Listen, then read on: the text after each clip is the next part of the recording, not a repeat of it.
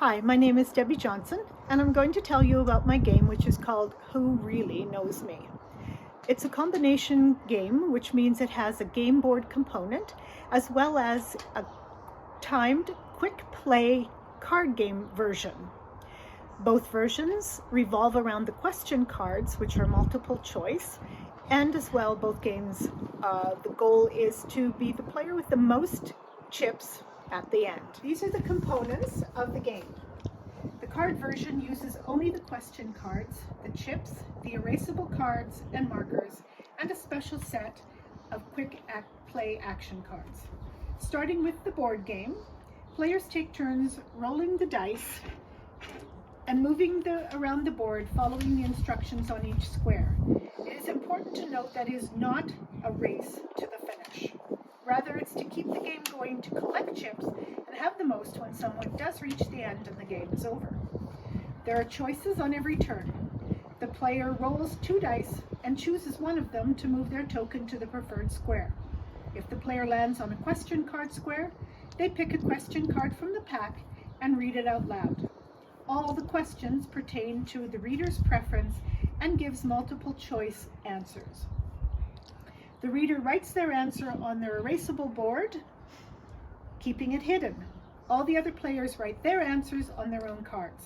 The reader then shows their answer, and everyone who has the correct answer gets a chip. If no one has the correct answer, the reader gets 2 chips. Bluffing may be a reader's strategy. If the player lands on an action card, they pick an action card from the pack, but do not read it out loud. These cards are to be used instead of rolling the dice at a time when the player deems it strategically beneficial to themselves or to disadvantage other players. Action cards are returned to the pack to be reused, with 2 exceptions noted on those cards.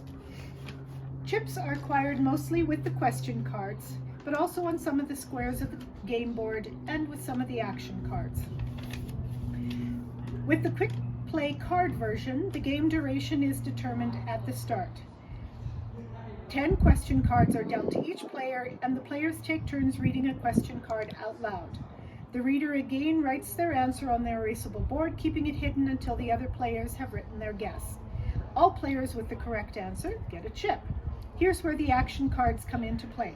If no one has the correct answer, the reader picks an action card and plays it immediately, then returns it to the pack. Some of the actions will benefit the reader and others will benefit other players. If everyone gets the answer right, they all get a chip, and the reader again picks an action card, playing it immediately. When everyone has played their 10 question cards, more may be dealt out, numbered depending on the time remaining. Again, the winner is whoever has the most chips when the buzzer goes. So why do I think this is deserving of the CGDA? Well, first of all, it's very easy to learn.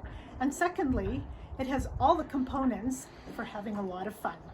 Players have choice, there's a strategic play room, a little bit of luck, but most of all, it generates a high level of social interaction.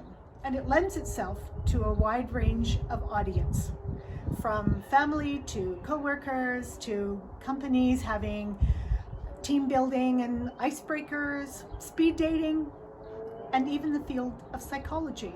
I will be creating more question card sets to fill these niches, and eventually an app.